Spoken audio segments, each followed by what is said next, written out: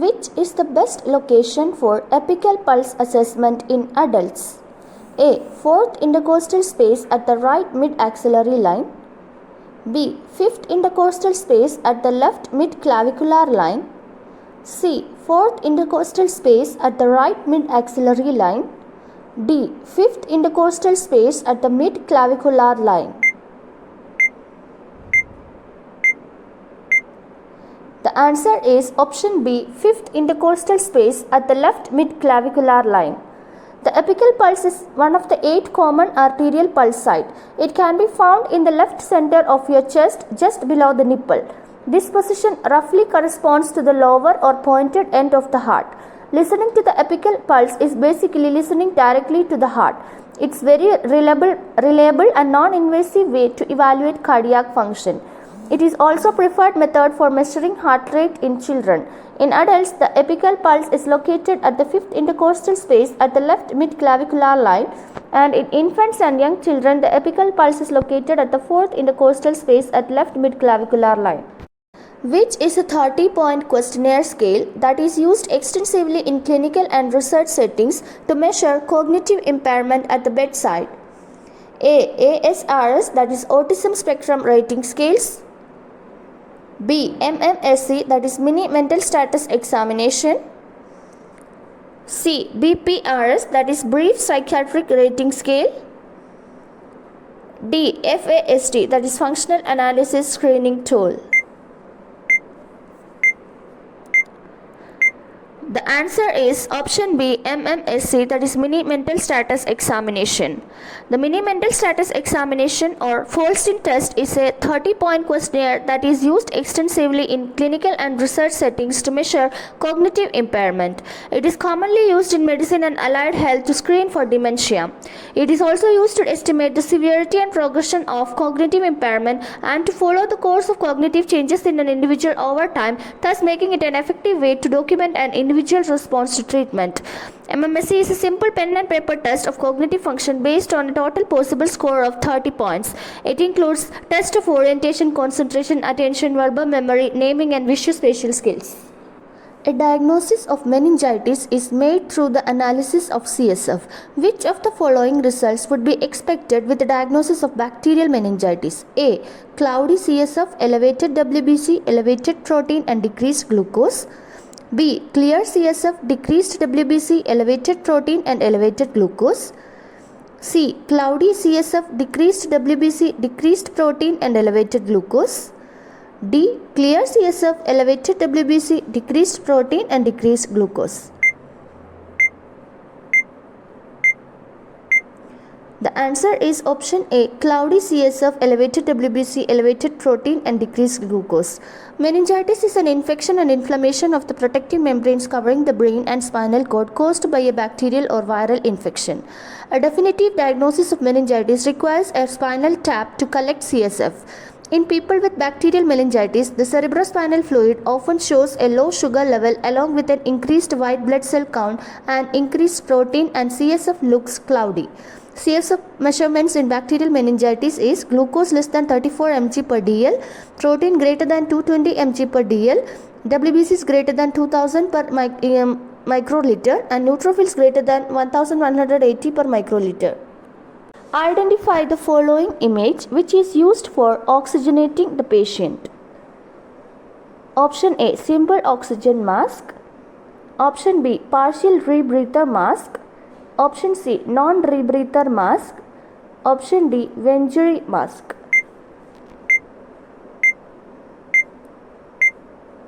The answer is option C, non-rebreather mask. A non-rebreather mask is a device that gives oxygen to the patients, usually in an emergency. It's a face mask that fits over the mouth and nose. An elastic band stretches around the head to keep the mask on. The mask connects to a small bag filled with oxygen known as reservoir bag, and the bag is attached to an oxygen flow meter. A non-rebreather mask typically has a flow rate of 12 to 15 liters of oxygen per minute. The main benefit of non-rebreather mask is that it delivers a high oxygen concentration quickly. Non-rebreather masks are used for individuals who are still able to breathe on their own but require additional oxygen. A 35-year-old farmer brought to the emergency department with a history of multiple episodes of vomiting, loose stools and breathlessness for 2 hours while he was fumigating his crops. On examination, he was drowsy and had excessive salivation, involuntary defecation, pulse 46, BP 90/60, respiratory rate 14. The pupils bilaterally constricted and twitching in bilateral calf muscles. Chest auscultation revealed bilateral crackles. What is the likely poisoning? A. Opioid. B. Aluminum phosphate. C. Arsenic. D. Organophosphorus.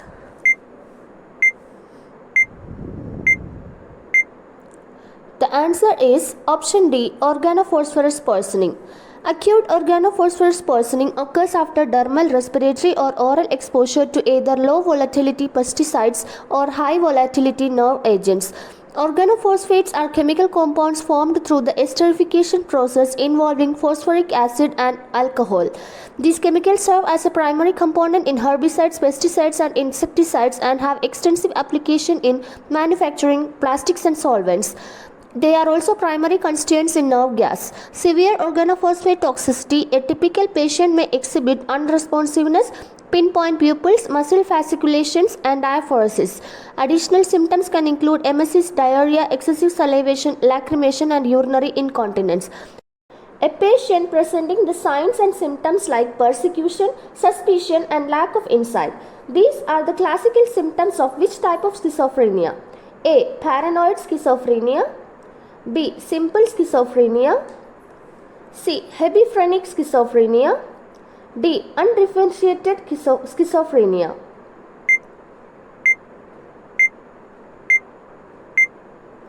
The answer is option A. Paranoid schizophrenia. Paranoid schizophrenia is a pattern of behavior where a person feels distrustful and suspicious of other people and acts accordingly. Paranoid schizophrenia is characterized by predominantly positive symptoms of schizophrenia, including delusions and hallucinations. These debilitating symptoms blur the line between what is real and what is not, making it difficult for a person to lead a typical life. The symptoms include seeing, hearing or tasting things that others do not, suspiciousness and general fear of others' intentions, persistent unusual thoughts or beliefs, difficulty thinking clearly, lack of insight and persecution. Treatment includes antipsychotics, anxiolytics and other mode of psychotherapies. A nurse is caring for an older patient with congestive heart failure. The nurse can anticipate which medication can be prescribed by the attending physician. Option A. Amiodarone. Option B. Clopidogrel. Option C. Aspirin. Option D. Digoxin.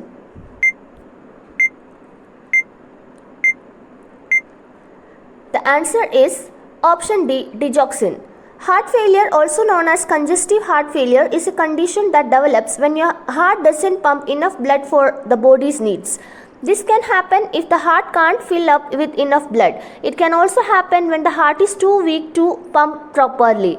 Digoxin, also called digitalis, helps an injured or weakened heart pump more efficiently. It strengthens the force of heart muscles contraction, helps restore a normal steady heart rhythm and improves blood circulation. Digoxin is one of the several medications used to treat symptoms of heart failure. The inferior epigastric artery is a branch of option A. External iliac artery. B. Internal iliac artery. C. Obstructor artery. D. Celiac artery.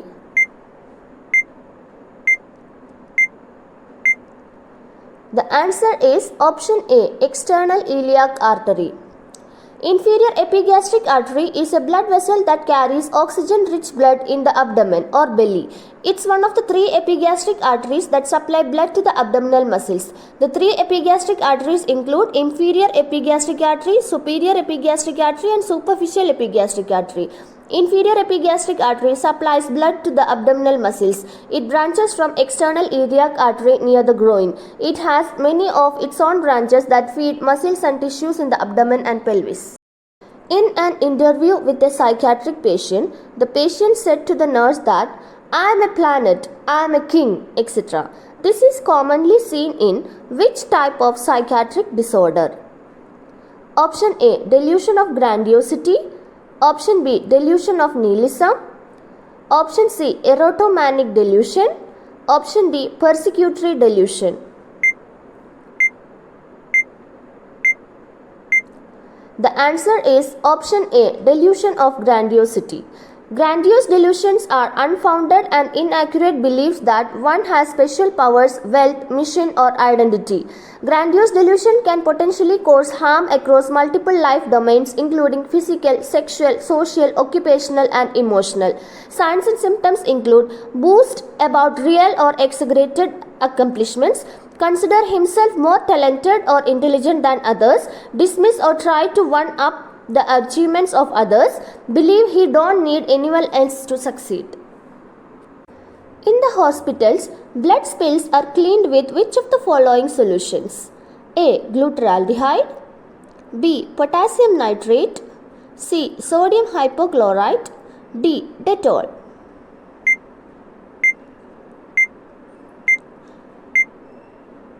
The answer is option C, sodium hypochlorite. Sodium hypochlorite, commonly known as bleach, is the most frequently used disinfecting agent for hospital floor cleaning. It is a broad spectrum disinfectant that is effective for the disinfection of viruses, bacteria, fungi, mycobacterium, etc. If blood spillage occurs, wipe the area with water and detergent until it is visibly clean. Saturate the area again with sodium hypochlorite 0.5%, that is 10,000 parts per million available chlorine. This is a 1:10 dilution of 5.25% sodium hypochlorite bleach, which should be prepared daily.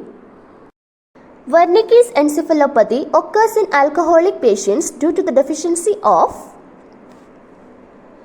A. Niacin, B. Folic acid, C. Thiamine, D. Riboflavin.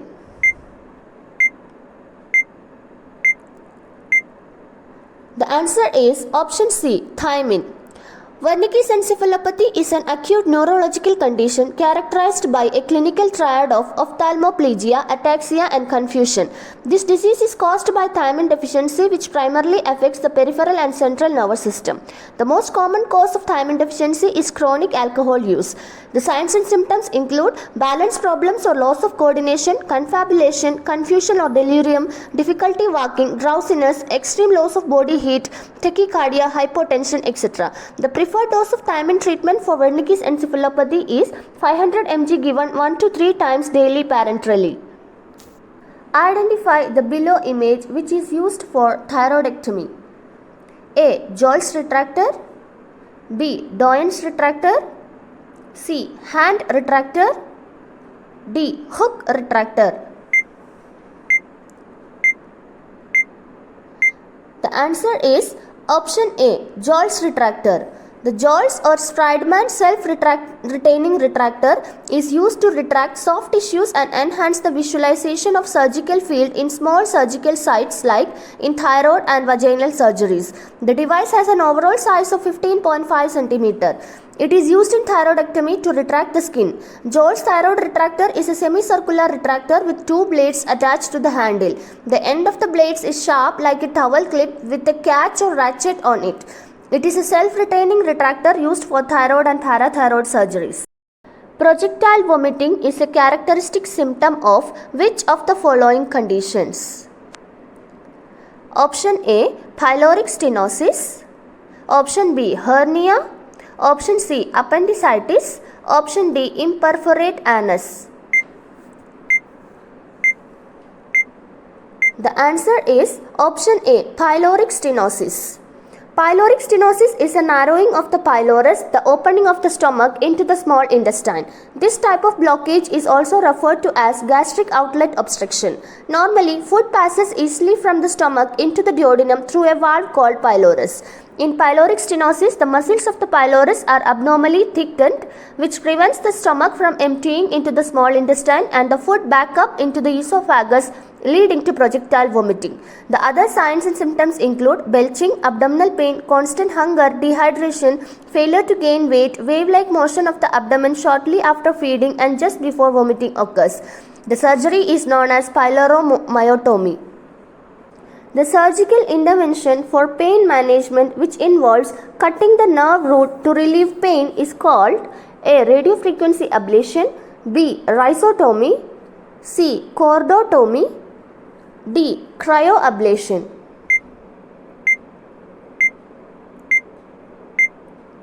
The answer is option B. Rhizotomy. Rhizotomy or rhizolysis is a minimally invasive surgical procedure to kill the nerve fibers responsible for sending pain signals to the brain. The nerve fibers can be destroyed by severing them with a surgical instrument or burning them with a chemical or electric current. In a laparoscopic procedure, which gas is used for abdominal wall inflation? A. Nitrous oxide. B. Carbon dioxide. C. Oxygen. D. Helium.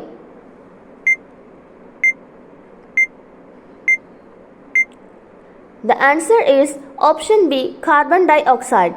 Carbon dioxide is the most commonly used gas for inflation during laparoscopic surgery because it is colorless, inexpensive, non-flammable and has higher blood solubility than air, which reduces the risk of complications if venous embolism occurs. The laparoscopic procedures utilize a pneumoperitoneum to distend and separate the abdominal wall from the intra-abdominal structures.